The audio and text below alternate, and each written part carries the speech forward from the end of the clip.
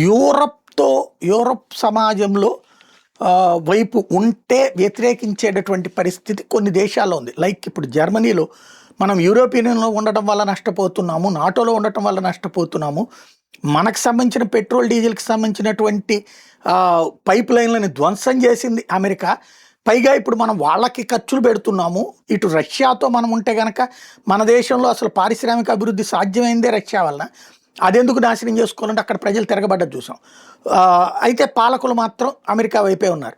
ఇప్పుడు చూస్తే రొమేనియా ప్రభుత్వం కూలిపోయింది యూరోపియన్ యూనియన్ అనుకూల వ్యవహారాలు చేయడం వల్ల. ప్రైమ్ మినిస్టర్ బోలోజన్‌కి వ్యతిరేకంగా పెట్టినటువంటి అవిశ్వాస తీర్మానం ఆమోదమైంది.